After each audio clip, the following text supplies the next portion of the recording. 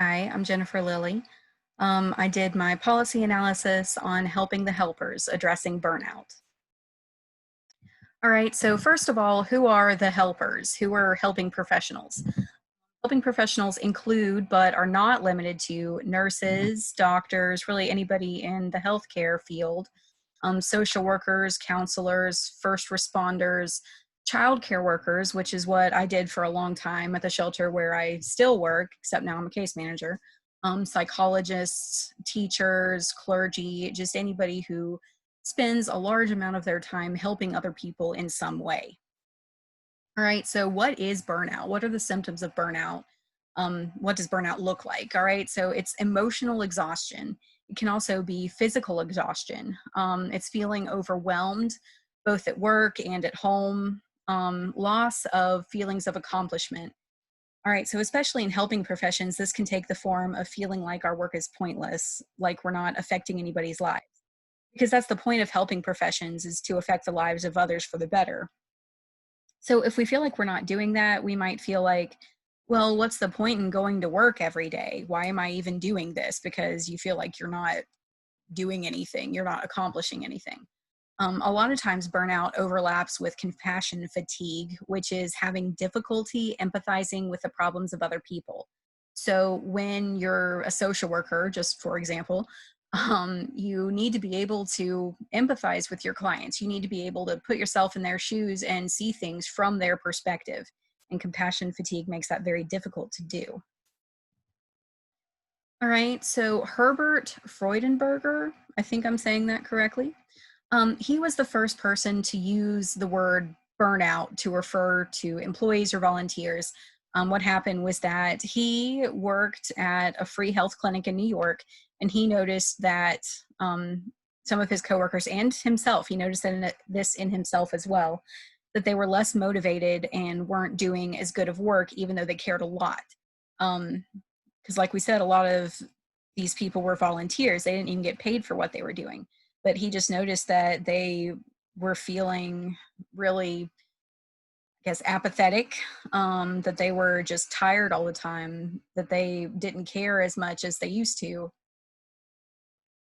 All right, and so then Christina Maslach in 1981. Oh, and Frederick her Freudenberger, there we go. Herbert, not yeah, Herbert Freudenberger. He coined that term in 1974. So this is a few years later. Christina Maslach, she made the Maslach burnout inventory in 1981 that measures levels of burnout. And what was kind of surprising about that is that after they started using this Maslach burnout inventory for different people in different professions, anybody can experience burnout. It's not just helping professionals. It can be a cashier at Walmart. It can be students, even people that don't even have jobs, just if they are being overwhelmed by their schoolwork. All right, so why does this even matter? It matters because we can't help people if we are not helping ourselves. If we're not functioning, if we're not, doing our best, then that's what our clients deserve, is our best. And so we can't help other people if we're not doing well mentally ourselves. And this is a quote from Sally Brown. It says, being an effective therapist requires boundaries, but also generosity and willingness to give only so much. It's like the advice about oxygen masks on an airplane.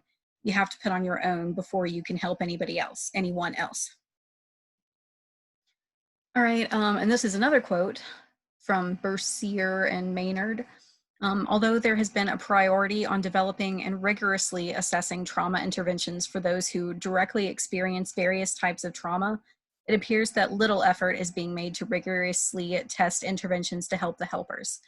And this does matter because we don't really know that much about this topic. We don't really know that much about burnout, about um, secondary trauma, about all of these things, and we don't really have much policy on it either.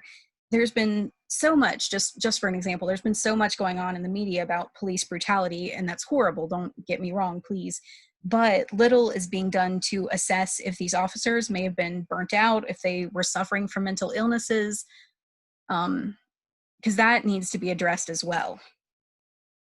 All right, so how do levels of burnout compare in different helping professions? As I just mentioned, police and emergency personnel, they have very high rates of burnout. Their jobs are very stressful and they may experience high rates of burnout.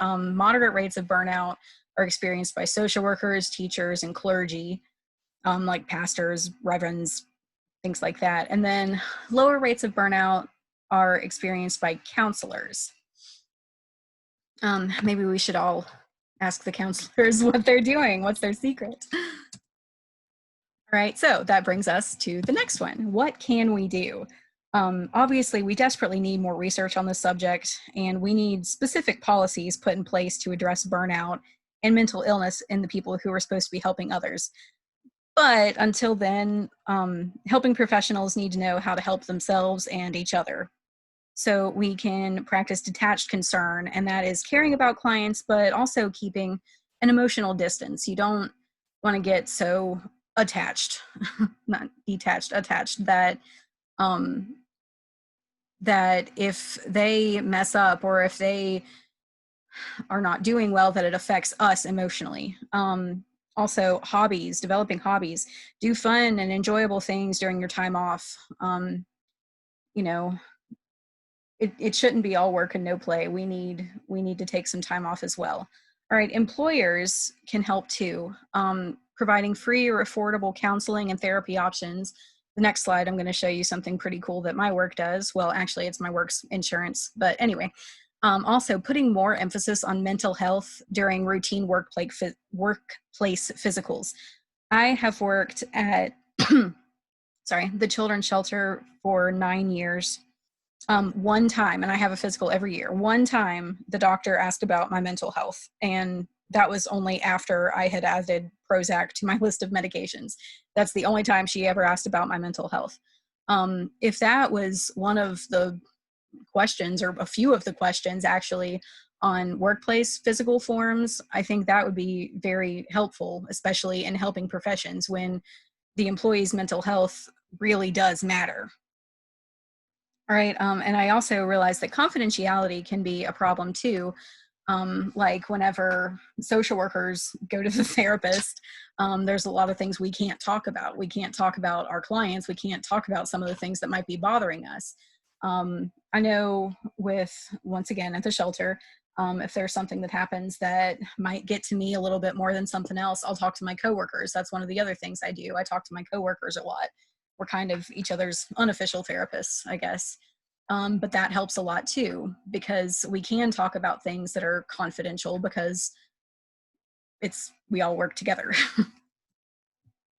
All right, so this is a flyer hanging up in the staff office at the shelter where I work. Our insurance company offers free grief counseling for employees and their families. And I mean, it's not perfect, I feel like there could be a lot more done, but it's a great start. I really do think it's a great start. All right, so here are my references. And I'm going to try to figure out how to stop recording.